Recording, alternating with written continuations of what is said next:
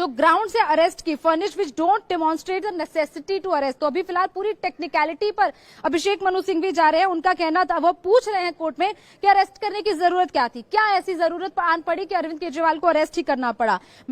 उनका कहना है कि मैं ये समझ सकता हूं that you need something of an immediate nature.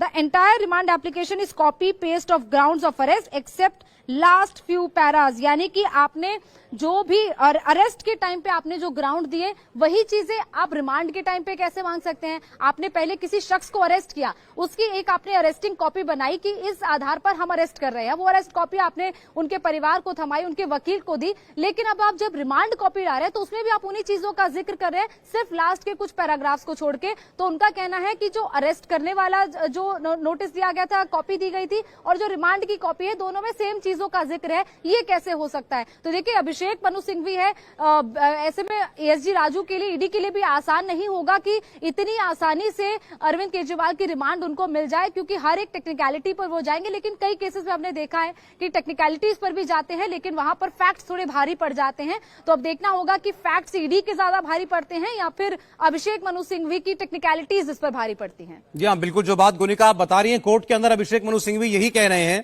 कि रिमांड आपको ऐसे ही नहीं मिल जाएगी, आपको कोर्ट को संतुष्ट करना पड़ेगा। पहले तो अभिषेक मनु सिंघवी ने अरविंद केजरीवाल की गिरफ्तारी पर ही सवाल उठा दिए।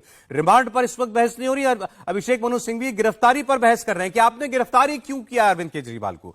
सिर्फ इसीलिए कि आपके पास गिरफ्तार करने की ताकत है, इससे यह साबित नहीं होता कि आपको किसी आदमी को गिरफ्तार करने की जरूरत भी है। तो आप सबसे पहले कोर्ट को यह बताइए कि आपके पास क्या ऐसी अर्जेंसी थी, जरूरत थी कि आपको अरविंद केजरीवाल को गिरफ्तार करना पड़ा। ना गिरफ्तार करते तो क्या हो जाता, यह बात अभिषेक मनु सिंघवी ने कही है। फिर वो रिमांड पर आए हैं कि रिमांड आपको ऐसे ही नहीं मिल जाएगी।